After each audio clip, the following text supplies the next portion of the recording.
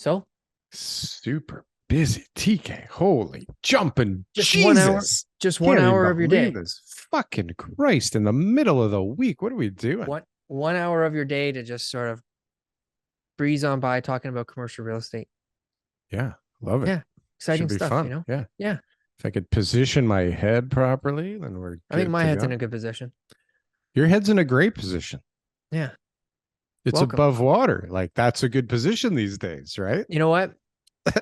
My head's been in a good position for a while now. For a while now, yeah. Yeah, it's been just sort of floating above water. I got a feeling there's a lot of people that have felt that way for years that are about to get a little bit of a smackdown.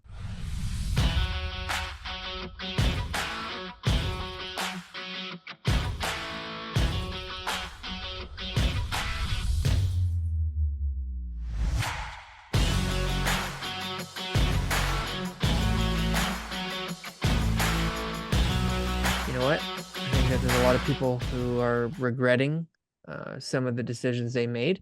Regret.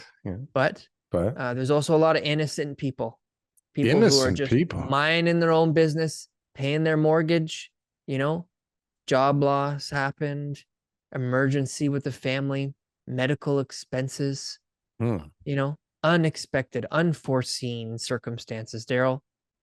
And then the Bank of Canada decided to just slap them in the back of their head with their big giant stick. And now they're making payments every single month and they're struggling.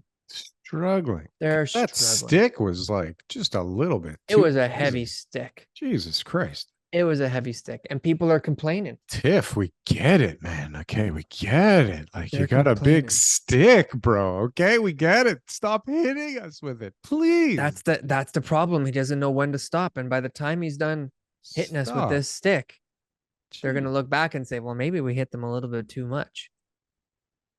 Because that's what we're seeing, Daryl. We're starting to see bankruptcies like tick up. From what I gather, I hear a lot of a lot of anecdotes lately. Like Mark Morris, remember Mark Morris, the lawyer? Yep. He joined. Yep. He was on the show at least once. So he put out a tweet or an X or whatever the fuck you call that right now. But he put out a tweet that basically said like he's handing a lot of files over to trustees now instead of mortgage brokers. Yeah. Whereas I guess before it used to be like, let's just refinance this thing and get you out of trouble. And now it's like, sorry, bud, like you're way too deep. Like he wasn't handing any to trustees before, and now he's handing like 4. Daryl, did you hear the news? What news, TK? People are watching the show and they're not subscribing. A lot of them. Like it's unbelievable. But we keep getting more subscribers. There's just a lot of people, right? Get more views, more subscribers. But you know what really helps? Please when people like the video and comments. I think. Yeah, subs are cool though. They make me not really feel good. The subs definitely looks cool. At least it'll let you know when we have another episode, and we might even release content during the week that you might not even know about. Extra content. Yeah. Don't hold your breath though. But thanks for watching anyways. Please sub now. 4. Yeah. So it's like Are you just saying that, or do you know this for a fact? I know for sure like what he's talking about is it's happening more often, but as far as the volume of it, it's still actually pretty low. Hey, listen. Right. But it's happening now. It's happening. And I'm dealing with a big receivership. I'm dealing with a big receivership property right now. We had Stateview Homes under receivership, and those lots I told you about, I was investigating for a client. So I was able to, kind of get all the background. I signed an NDA, but I'm not even really sure what I'm supposed to not talk about. So you should talk about it on the show. Well, do you know what I mean? Like they actually sent me most of the stuff before I even signed. Just an NDA. Nobody gives a shit about NDAs. Like, isn't it supposed to go the other way? But regardless, what I found when I looked at those properties is how much money those guys actually paid for them in the first place. The lenders that are exposed on those sites are in trouble. I don't think they're getting most of their money back, to be honest with you. To find somebody who's going to take over that project in its current stage, which is like ground zero, to like they've cleared some trees, and now is going to be able to go and take it on or try to build whatever it is, hundreds of townhouses over the next however many years while they get their zoning and everything else. They're not going to be paying the kind of numbers that those guys paid, What a scam that was. Holy smokes. But I always come back to, and nobody seems to like agree with me or jump on this bandwagon, but at some point, the appraisers should have been like, I can't write this number down. Like, I can't do this. Yeah. This doesn't make any sense. How Commercial is different. You're talking about on residential, I understand. Oh, both, But everything. commercial's so different. You know that. What the fuck does commercial have to do with anything right It now? has to do with the element, because in Canada, everybody's personally guaranteeing most of these commercial loans. So even though, and the loan to value is lower.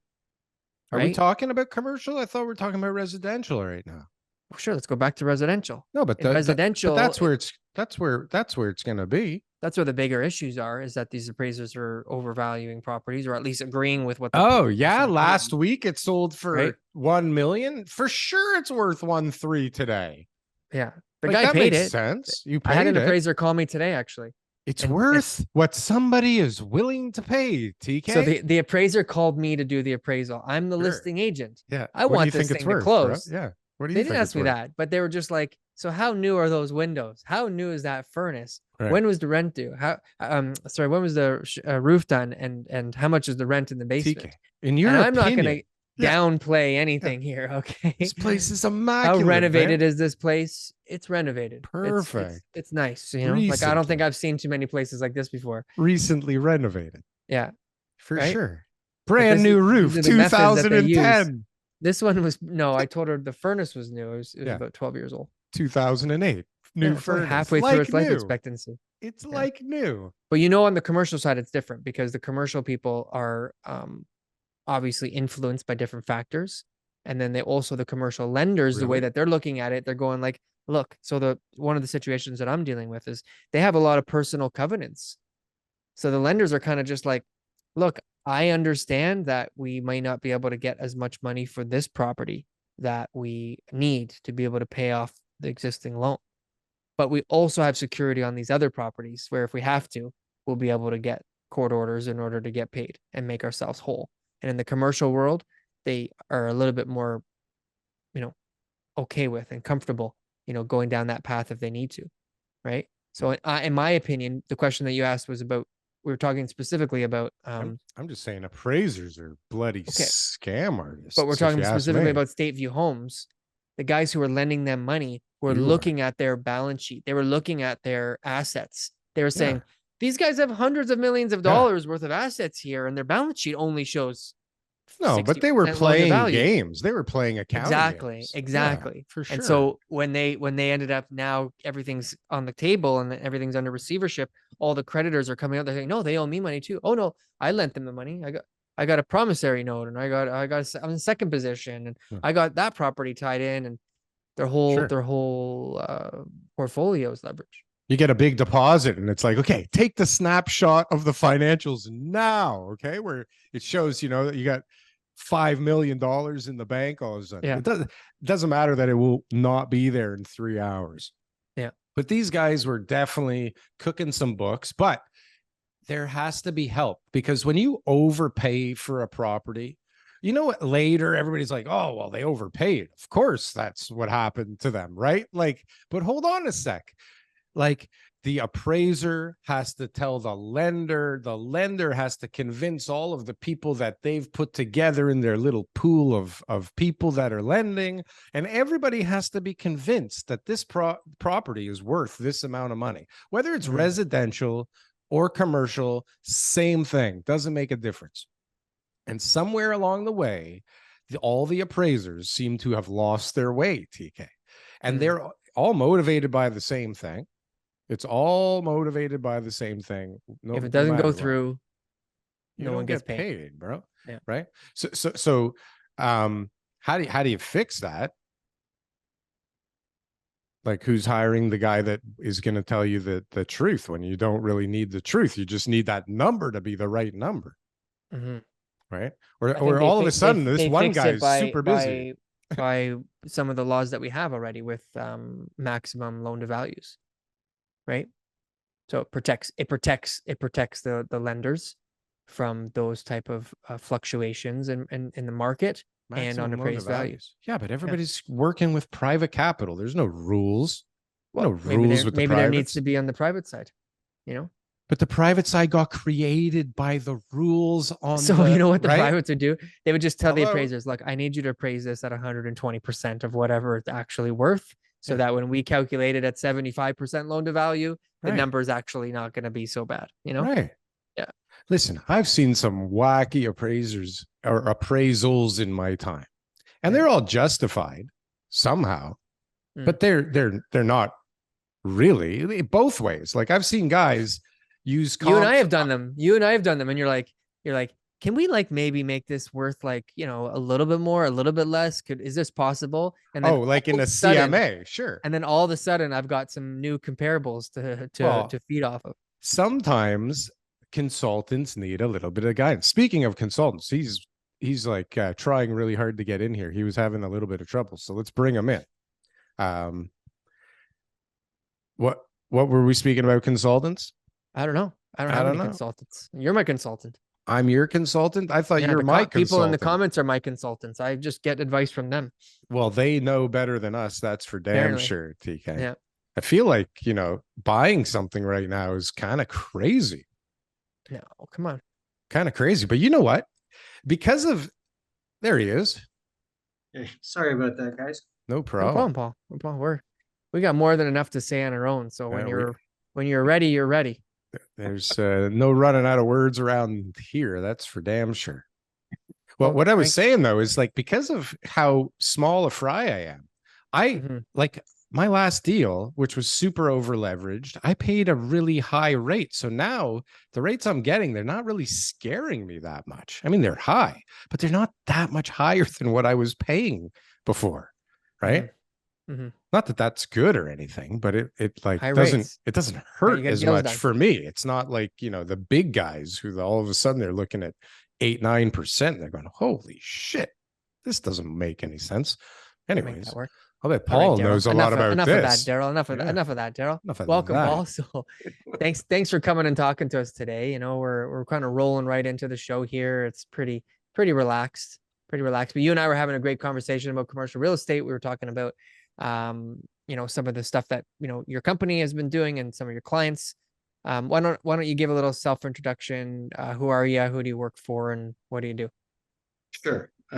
So I'm a partner at the law firm Osler, Hoskin and Harcourt. It's one of the premier national firms in Canada. We date back to the 1850s.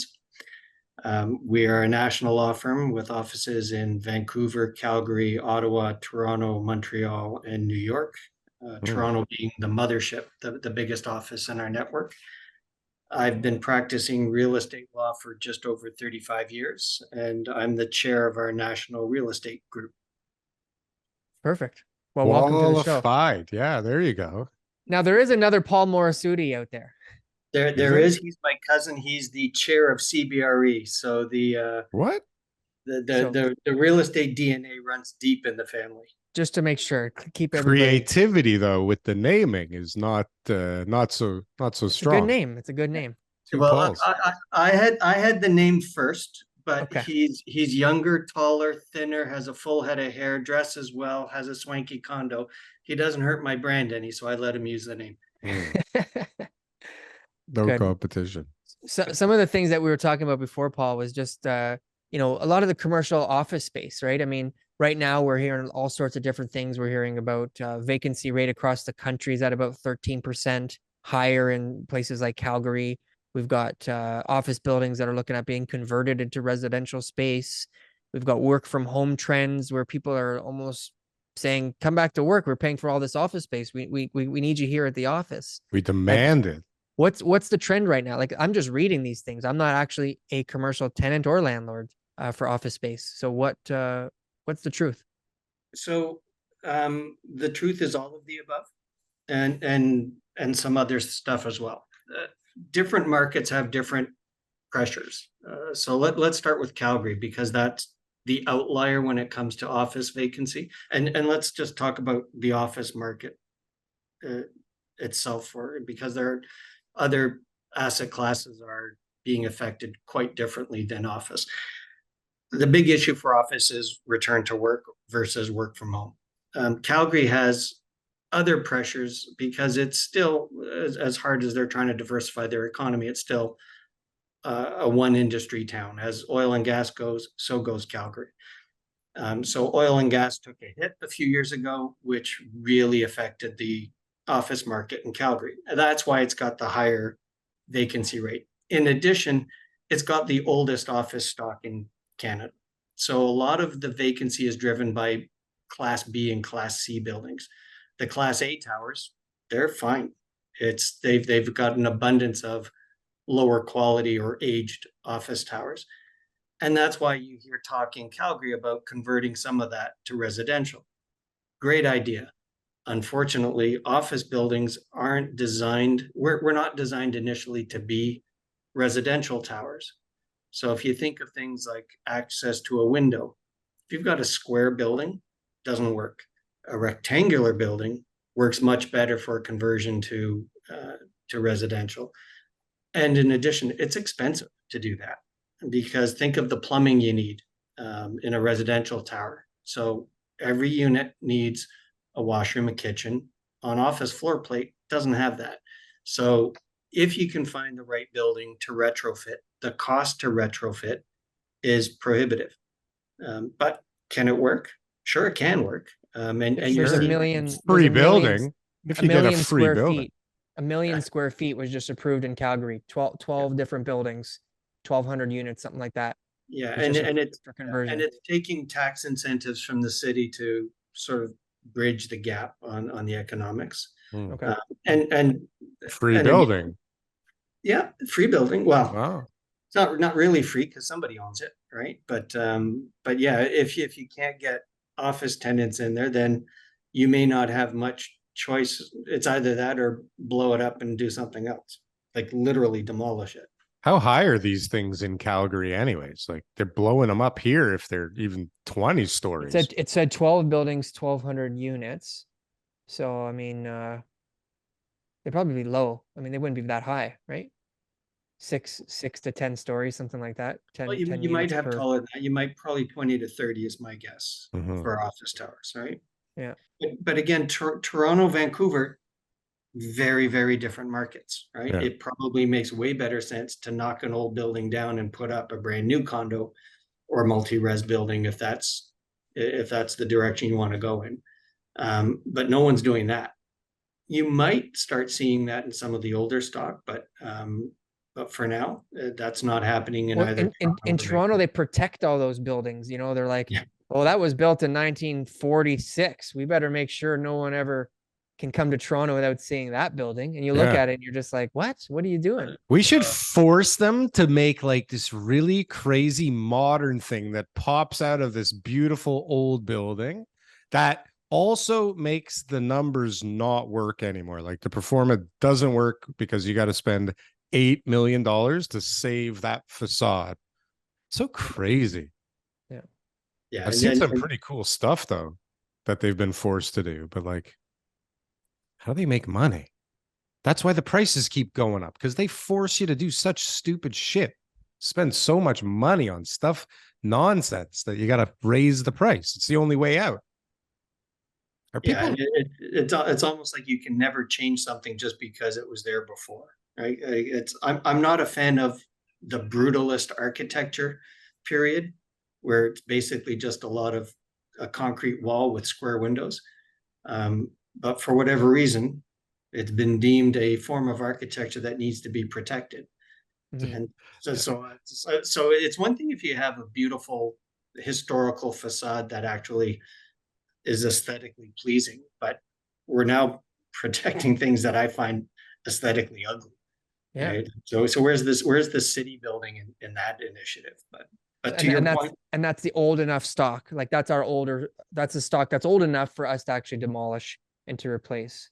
Exactly. Right? And so that's why we're not seeing as much in Vancouver and Toronto. What about trends then? So like, you know, you and I were talking. So your company was actually leasing additional office space. Yeah. So let's talk for a second about work from home versus return to office. Again, it depends on what your business is. We're a law firm. We work in teams all day, every day. And when you're working in teams, communication is critical. There is no substitute for face-to-face conversation for clarity. You can't misinterpret a tone in an email when you're talking live. When you're talking live, and if you ask me a question, I give you an answer. Now it makes you think of two more questions. How much more efficient is talking than typing or texting? Right. And also, if somebody on my team wants to reach me, if they stick their head in my door, I'll stop what I'm doing. I'll talk to them right away. You send me an email or phone me, I may let it sit there until I have a convenient time to get back to you. And if a client's hair is on fire and they need an answer right away, and someone needs input from me on it, and I don't know what the situation is, we're now doing our client a disservice because we're not providing the service that we normally provide. So in our business, because of what we do, and mentoring is a very big thing of what we do. So we have junior lawyers, mid-level lawyers, partners. We staff our teams with the right expertise depending on what the file is. So we have juniors who learn from the mid-levels learn from the partners. And part of the job of a lawyer here, as you get more senior, is mentoring someone junior to you. So it's a very symbiotic relationship. Darryl's my mentor. Right? Darryl teaches me how to swear online and have nice hair. I'm good at that. I'm good at both of those things. So hold on. So okay. Are people in trouble right now? Like, are you seeing any people that like are either about to go over the cliff, or are you seeing a lot of people that just went over the cliff? Are there bankruptcies coming down the pipe? Like, we were just talking about that before you joined the call, but the lawyers is generally the first place to see all that action, right? So yes and no. Yes, in some of the you saw a spate of retail insolvencies at the beginning of this year. So Nordstrom is exiting Canada.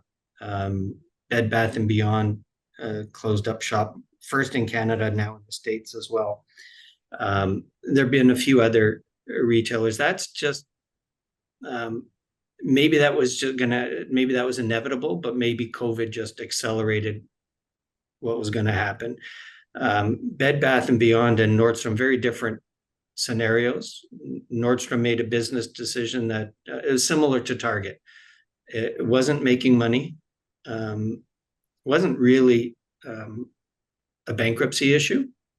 It was just not generating revenue. And if the American parent didn't keep funding the Canadian sub, who knows how long it was going to take the Canadian business to become profitable. But they weren't prepared to keep losing money on Canada for the foreseeable future.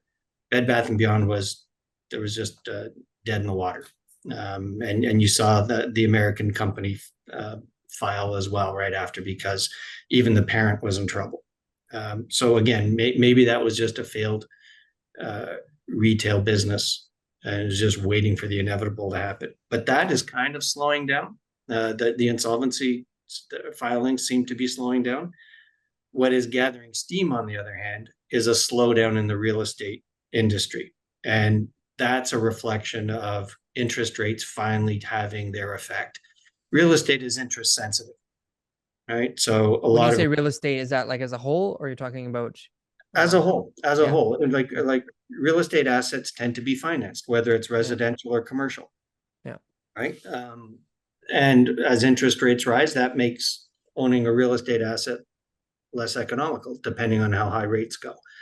And because of the rise in rates that we had below 2% rates for how long? Years, right? So people got used to cheap money.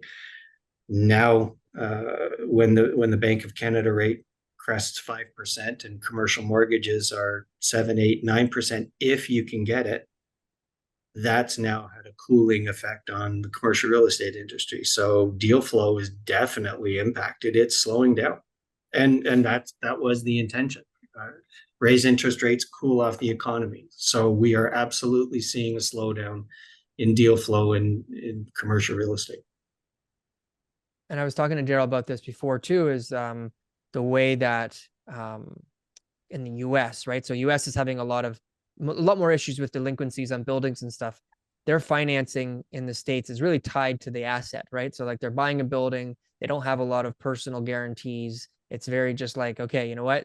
Maybe you're just walking away from the building and or the unit or whatever it is because you can't make your payments anymore.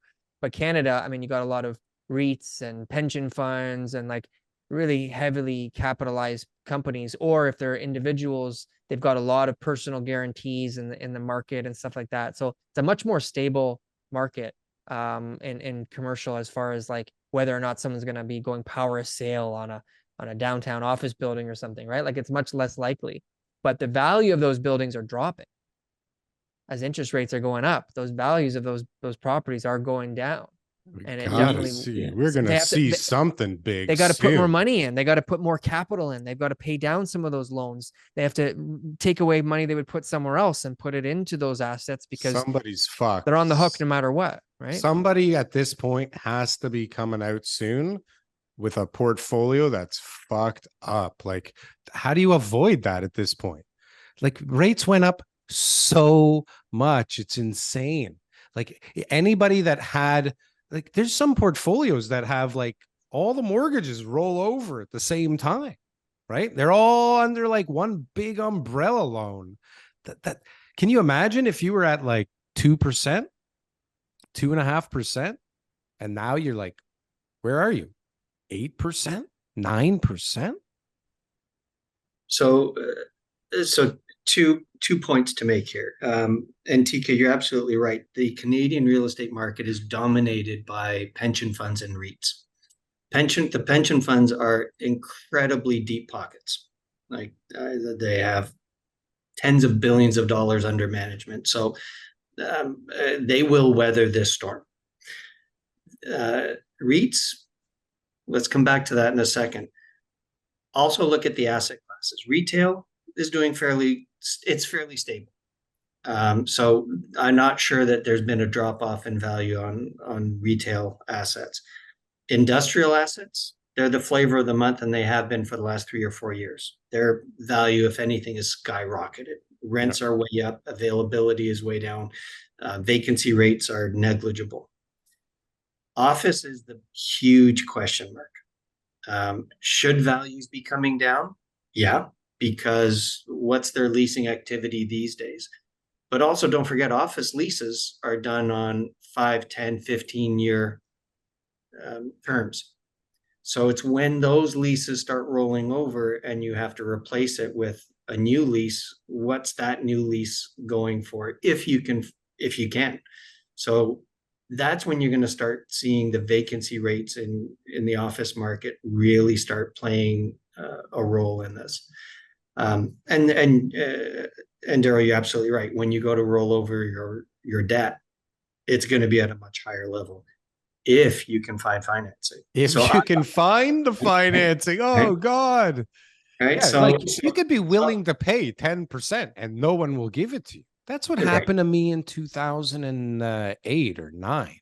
Like I would have paid anything. Nobody was giving me a penny. I was fucked. Yeah. And so I would really cast a wary eye on any REIT that has a big office holding. That I think is going to be the problem child. If it's owned by a pension fund, they'll shrug their shoulders and just say it'll get better at some point in the future. We'll just wait. But the REITs or private ownership that has to refinance, that'll be where, like I said, that's the problem child. Office REITs. Toronto, office specific ones. Toronto added 11 million square feet of office space prior to the pandemic. What's the likelihood of anybody building an office tower? New plans. I know there's some that are underway right now. I mean, we've got some beautiful new buildings downtown and in the East Harbor and stuff like that are coming, that are like, again, hundreds of thousands of square feet each building. But what's the likelihood now of somebody trying to build a new construction? Is there a demand for like a modern building where, they'll be able to come up with these features that the buildings built 5 years ago don't have? And that's where Amazon's going to want to be, or that's where, Meta is going to want to be. Like, do you see that that's possible? A lot of the new buildings, though, are building office within the residential, like in a mixed kind of scenario. So like a lot of the newer stuff that was applied for in the last 5 years have like this office component in like the middle level, right? And they're all trying to figure out how to restructure that now. So yeah. And you're right. I don't know that anybody's planning on starting construction on a new office tower for the foreseeable future. We've got enough right now. There has been a flight to quality, so the new towers are pretty much leased up, and the most recent one I can think of is probably the Well. The Well, yeah, for sure. Right? Didn't somebody just back out of a big one at the Well? Yeah, so Shopify had, I think, Shopify 300,000 square feet. Man. And then they came out with their work from home policy. So they're desperately trying to sublease all that space, but they're paying for it. Oh, they're still paying for it. Well, they're legally on the hook to pay their rent. So what a great tenant. Yeah, so the landlord is saying, well, it's a shame you're not using this beautiful, brand new state-of-the-art building, but thank you for the rent. Yeah. What that's really impacting is the retail component at the bottom of the building, right? Right, that's a lot of people, yeah. Right? All those office workers that were supposed to be shopping and eating in the building aren't there.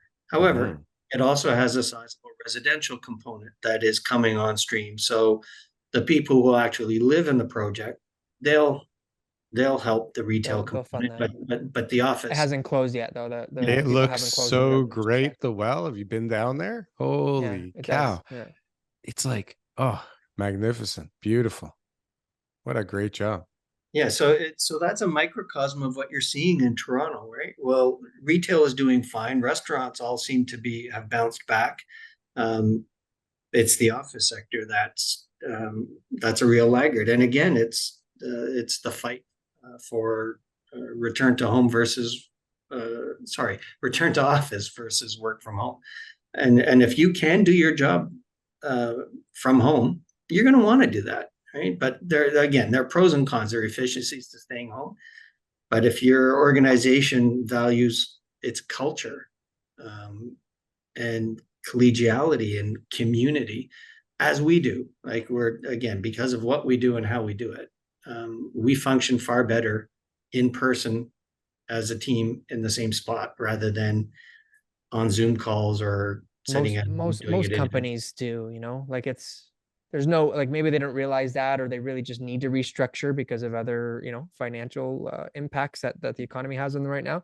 But I mean, when is a manager not going to be a better manager when, he's on the same floor as you, or, one of your colleagues that you have a relationship, the synergy between you two is going to be better when you guys get to go out for lunch and eat together. Like there's a huge story. I think there's very few businesses that I would say work better when people are all just sitting at home in their underwear on a computer screen. But I want to kind of change course here. This morning I went to go fill up my gas tank, and I noticed that prices were pretty high. And I noticed that I was thinking that too.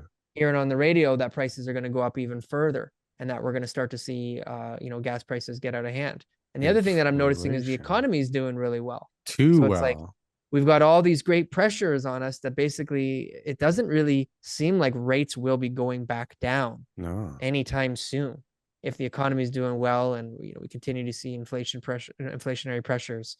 Like how do you guys look at that type of situation? Like you have clients, like you have big clients, you don't have to name them, but you have big like multinational and Canada wide clients. Like what are they doing in order to sort of protect themselves from this higher for longer interest rate environment?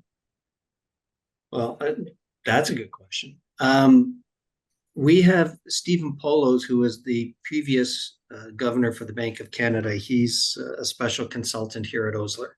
So we get internal quarterly updates on his read of the economy. It's a pretty good quarterly update. It's not bad. It's not bad. And our clients have access to his thoughts as well. So the Bank of Canada is trying to get inflation back down to 2%. That seems to be their magic number. I think the way they state it is between 1% and 3% is the goal, but really it's 2%.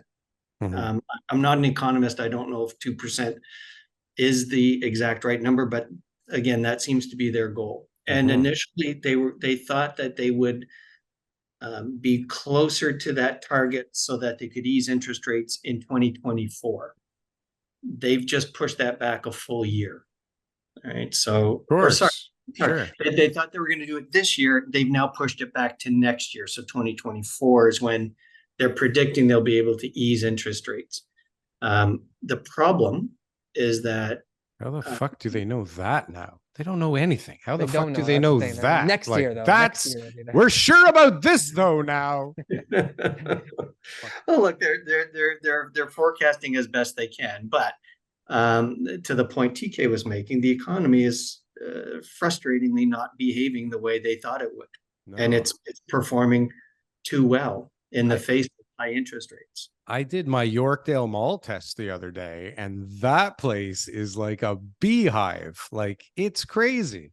It's crazy. And people are killing each other for a parking spot. It is a pandemonium at that mall. Like, where is everybody getting all this money? But I don't understand. Everybody's looking for a job, and every employer's looking for employees, and there's people waiting like lines for everything, and nobody can afford to live anywhere, but they're all at the fucking mall buying iWatches and going to the movies. Like, I don't get this. So, but you just put your finger on it, right? We haven't lost employment, right? So even though the interest rates have been increased and they're trying to cool off the economy, businesses are still doing well enough that employment hasn't dropped off.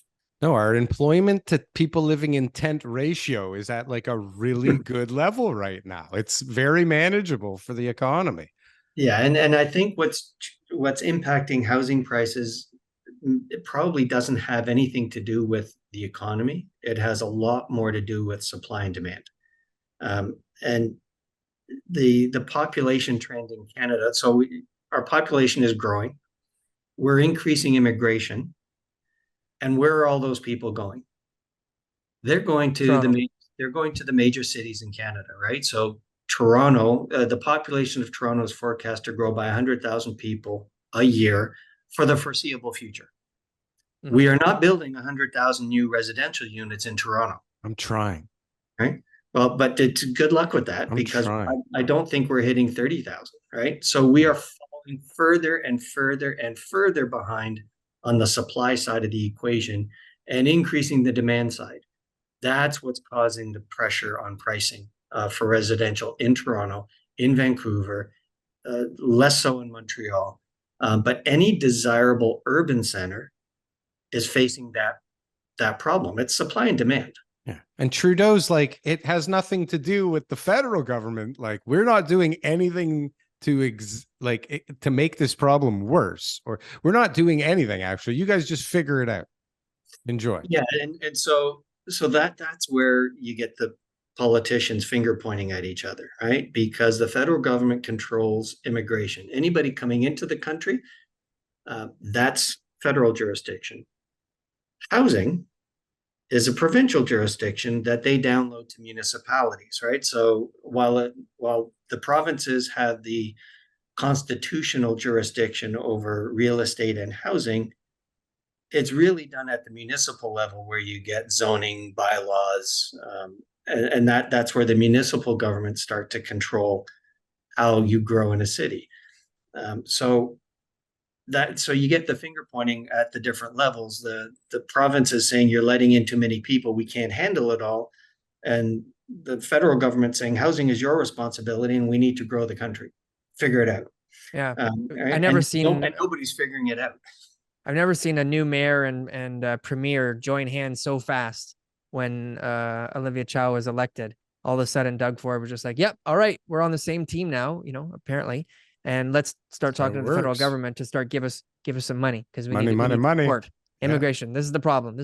Right? So we're having those type of issues. We see that there's a increase in the demand side, but I mean, the elephant in the room is like there's a whole boatload of people who are in trouble right now. Like there's a whole lot of risk in the market. I think the risk for a recession, even though seems to be going away, according to, maybe IMF forecasts, or, what the Bank of Canada or the US Fed are saying. They're all saying, oh, job market, all that kind of stuff too. But like, we were just recently on a list, one of these lists that Canada is proud to be on, that we were the highest risk for recession in the world. The number one country, based on, interest rate hikes, based on logic, numbers, based on home prices, all that kind of stuff. And the people that we're bringing in to the country, and I'm super pro immigration, are putting a strain on our society one way or another, whether that's with, jobs, or it's social housing programs, whatever it is. It's a strain. It's a strain on our economy as a whole. So what happens, and what's the actually, you know what? I have an even better thing, Paul. Please, sorry to totally digress here. Paul, please tell us the story of when you bought a house in the 1980s, and the when the market changed, and what that was like. Because a lot of the people listening to the show don't know what that was like back in the 1980s, when I think you had bought in Vaughan. Yep. So we bought, my wife and I bought our first house in Vaughan and Woodbridge at Highway 27 in Langstaff. And we bought in February of 1989. Ooh. And within 2 months, we bought at $333,000. And within 3 months, that property was probably worth $233,000. Part of the problem was not just the economy, but and this was a hard lesson to learn. It was new subdivision housing. I think the house was 2 years old when we bought it. And if we had paid a bit more attention, literally a 2-minute drive north of us were brand new subdivisions being built.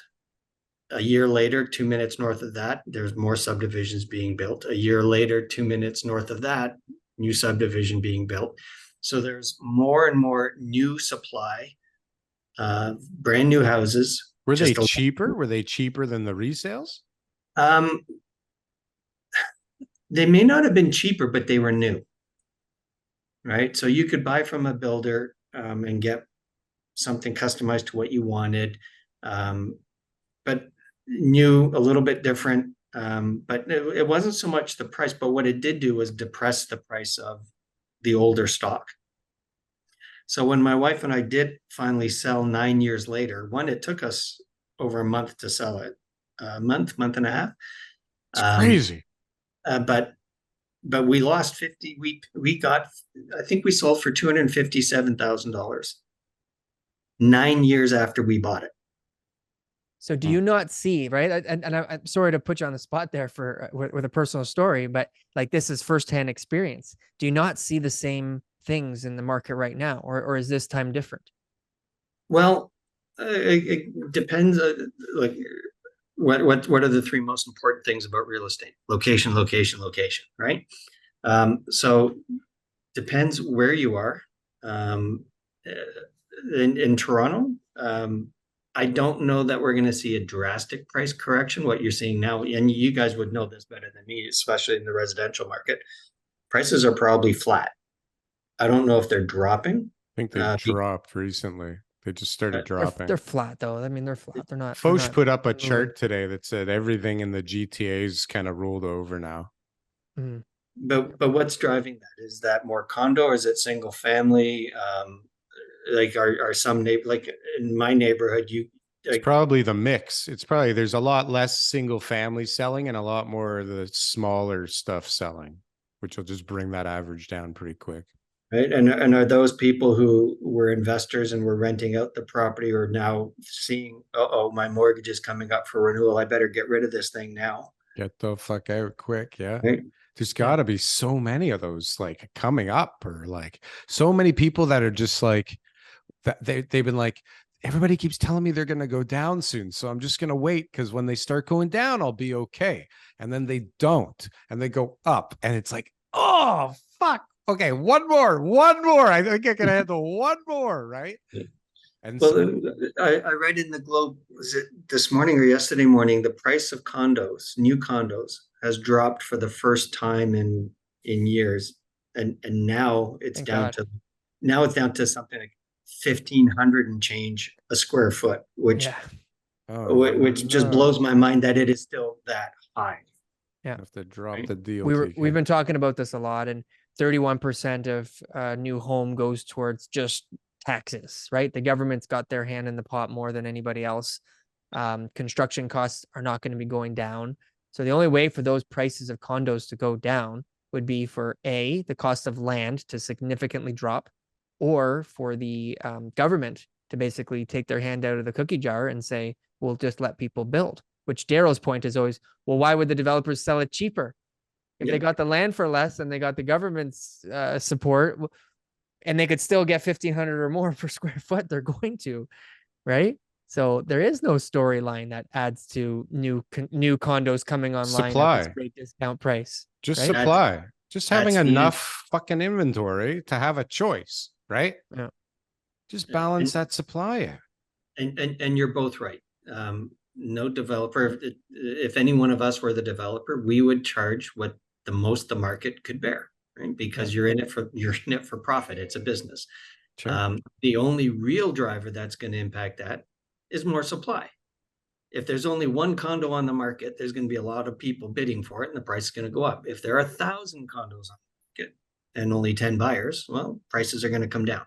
You need to get the supply-demand ratio more in balance, and right now it's out of balance. Yeah. And we have no way of building even close to enough. You're talking about 30,000 units. That it's less. I mean, let's call it 30,000, and we got 100,000 people. I think it's more, but we'll call it 100,000. Applications are down. Applications we are have down. no way of building that many more units per year. We don't have enough labor force. We don't have enough. The city planning staff is backed up. They're telling us, they're like, look, we just don't have. They're people who are coming out of planning university are all saying, like, I don't want to go work for the city. That company over there is going to pay me double, and I'm going to be working on some really cool projects all over the place instead of just being stuck living, working for the city for the next 30 years of my life. So they don't have enough planning staff to even get all this stuff approved. No, so and there really isn't a world that is going to create the supply we need. No, it's absolutely impossible, like on every level. And now you have applications dropping. You have bankruptcies are going to come, which is going to stall a whole bunch of projects. If not, people are going to lose their deposits and lose their units. Then you have like all of a sudden townhouses are burning all over the place, right? The stock is diminishing. Plus all the other stock is getting older. Right. And there's less buyers that want to actually buy something they got to do something to. Right. Most people don't want to come in and do a renovation. Right. Most people want to move in. That's it. Right. Move their shit in and forget about it forever. That's the majority. Right. So like everything is leading towards the stock getting lower compared to the amount of people that want it. Right. That just is constantly skyrocketing. And now, did you see they added something? The students can now be, this won't be politically correct, but they can be dumber now and still get in. Like they've lowered the test results that you need, or like the IQ you need to get into Canada. So now the floodgates, if they weren't open, they've just kind of burst open a little bit more. There's no more gates anymore. No, there's no one left holding that thing open, like closed, right? Everybody's just got, fuck this, we're out. Let's go. Well, don't forget, during COVID, we had zero. Right. So we're playing catch up on that front, but it doesn't help the supply demand issue. Right. But so what you are seeing though, like think of the major transit projects that have happened. So the St. Clair streetcar, you're now seeing new condos popping up all the way down St. Clair Avenue. Yes, TK. Right. You're going to see that on Eglinton when they finally get the crosstown going. Like 10 years from now. Don't ask me when. Yeah. But if and when that finally gets running, you'll start seeing Condo Canyon down Eglinton. You're seeing the city try to figure out where to increase density where they can. Major shopping centers, all those surface parking lots, they're all going to grow multi-res towers. York, Danforth, like we've got this whole subway line along Danforth. What the hell are these guys doing? University Avenue, right? It used to just be hospitals and a couple of office towers. you're going to start seeing condos there. So it might be too little, too late, but it's more. But we need way, way more. And of course, if you start a new residential project today, when are people actually going to be able to live in it? 3 years, 4 years from now? Well, we're going to be 100,000 people a year further behind by the time we get there. So the problem is magnifying faster than we can solve it.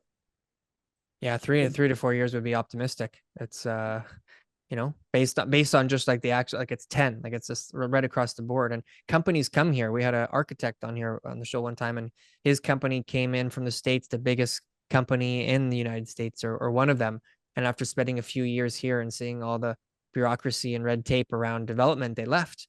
They're like, you can't move fast here. There's no way to be able to actually get things online, right? Yeah, and even if you do have political support for a new project, well, now you have neighborhoods to deal with, right? Like NIMBYism is alive and well, right? So how dare you want to build a condo a block away from my house?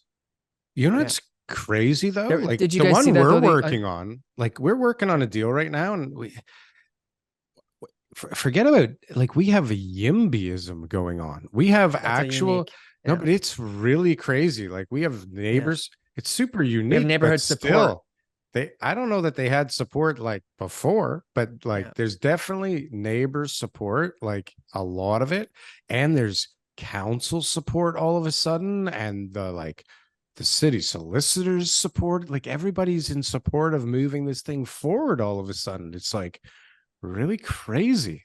I feel like the like the way that they are in planning has kind of changed a little bit in the last 6 to 8 months. They seem to be a little bit more non-combative.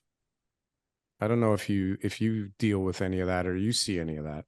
That's not really what I do day to day. My friend who's literally sits next to me, that's his jurisdiction. But I think housing in particular has reached a crisis in Canadian cities. So I'm not surprised by what you're saying, because no one's got their foot on the brake anymore. We need more. We need it faster. We need it everywhere. Like, how do you make it happen? I'm curious, why are the neighbors in support of a new project? What are they? Right, what benefit to them? So there's a benefit. I mean, it's a very, very expensive neighborhood, and these houses have been derelict since like 2005, and like they've been condemned, and they've been falling into each other, and like that doesn't attract the best crowd, right? So I think everybody around there, I mean, there's apartments and there's commercial properties flanking this, and it's not good for anybody's business, right? Plus the houses on the street are kind of devalued, because you drive up the street and you see like a shanty town on the way to like, $4 or $5 million houses. It's just better for everyone that this thing moves along. And you feel it though, which is the crazy thing, is because I spend my whole YouTube career here blasting them for all their yellow tape and all their craziness. And on the last two, they've been like pretty forthright and helpful, which is like mind blowing. This one, especially, TK, I got some news for you, buddy. Oh, Jesus. It's been crazy. Yeah. Well, I think these are the things that they need to do in order to push the I'm hopeful for the first time in my development career that maybe we're going to make some progress. It still won't be enough, though. That's the thing. But we'll make some progress, which is kind of cool, because that's unusual. Yeah, but I mean, there's talk about what land can government free up for this, right? Like the city owns land, the province owns land, the feds own land. How much of it can be freed up for housing?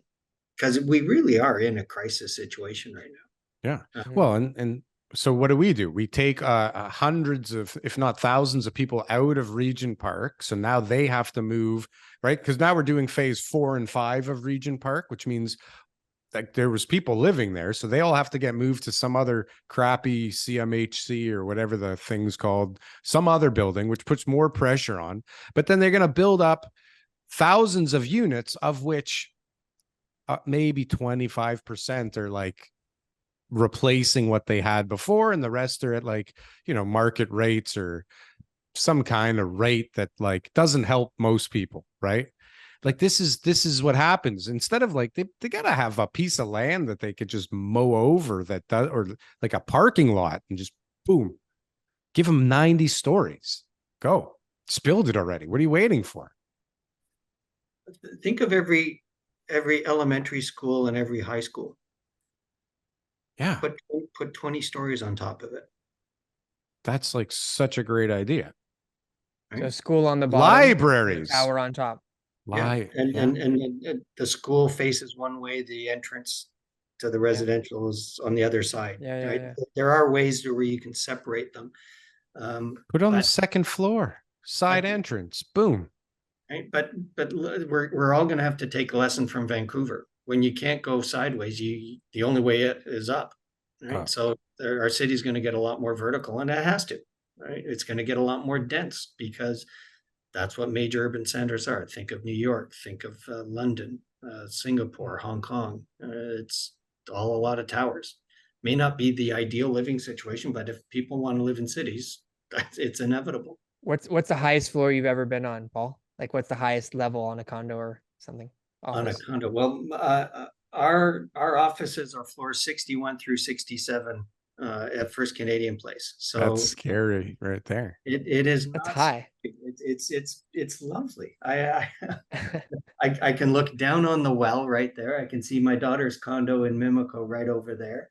Oh, So cool. you can see in towers around. If I just crane my neck around the corner, I can see that. But no, would I want to live up here? I wouldn't mind living this high in a building. I don't know that I'd like taking the elevator that much every time I needed to step outside, mind you. But no, it's I wouldn't mind living up this high. Yeah, you might be more used to it. I think I've been at about 75, something like that, you know, and I was like, I wouldn't live up here. But now we've got like 100 floors, like, and they're pushing them higher and higher. Like during the construction, they're like, well, you know, I know you gave me 85, but now I want 90. Have you seen the just keep going lineups here? Have you seen the lineups of people waiting to get like on the elevator at some of these buildings downtown at like peak hours after work? No, it's crazy. It's crazy. So you also have to get used to perhaps not the best water pressure in residential towers that get that high. You also have to get used to buildings swaying in the wind because that happens. Yeah. Have you ever been in a building and just felt like, hold on, did everybody just feel that? Was that me? Should I stop what I'm doing right now? So First Canadian Place is a big ass building. Yeah. And it moves. It moves. Really? For sure it moves. And you can feel it sway. Like it has to be an awfully windy day. But yeah, you do feel it move. Could you see any of the forest fires from up there? No, because I think I look north and I look west. I can see weather before it hits here. That's cool. Sure. Yeah. I can see the rain and the snow coming. Ever see a plane that looked like it got a little too close for comfort? I can tell you the day of 9/11. Oh God. So we sent everybody home. And a junior lawyer and I were working on a deal. And we closed and we were just sitting around doing, we were already in the office. And it was around 1 o'clock and I walked into his office and said, like, okay, honestly, you and I are the biggest idiots. Like, we need to go home. We need to go home. Right? Like this is, if anyone is going to target, if any terrorist organization was going to target a building in Canada, First Canadian Place is going to be the one. What the hell are we doing here? Let's look on a list, right? They look on that or First the Canadian CN Tower, maybe. Yeah. CN Tower, no one's in it. There. Yeah, no one's in it. Exactly. Yeah. Paul, we could talk to you forever. You know, we really appreciate your time.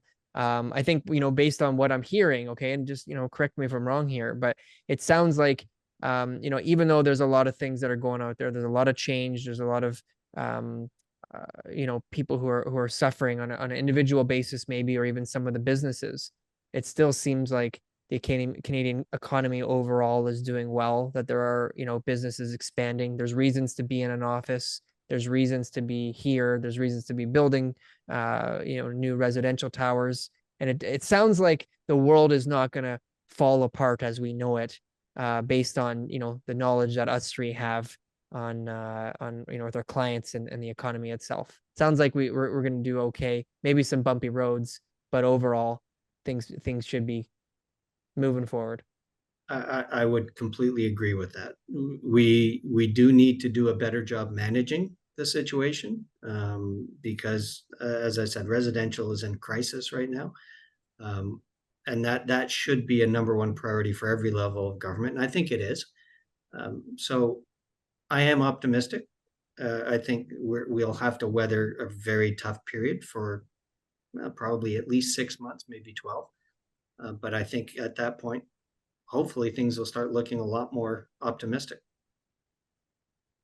I think we're longer than 6 to 12. I think it's going to be just, we had a really good run there. It was just so many years of prosperity and just a little glimpse here and a little glimpse there. Like we're due for like a real dull decade or something, where people just have to really just kind of accept things the way they are, Well, time will tell which one of You're us optimistic. is. Yeah. The underlying fundamentals for why we had such a positive cycle are still there. I know. Nothing. I agree with that. They don't have another answer either. It's like whenever the shit does hit the fan, the only thing they're going to do is start printing more money and lowering rates. And that will just set off the next leg of whatever that looks like. Mm-hmm. Right. Yep. I got a feeling it's going to get pretty ugly for a bit first, though, at some point. Well, we'll see who's right. Yeah. Thanks for joining us. Maybe. Thanks for joining us today, Paul. Thank you. Thank you for having me. That was fun. Yeah. Thanks, Paul. That was great.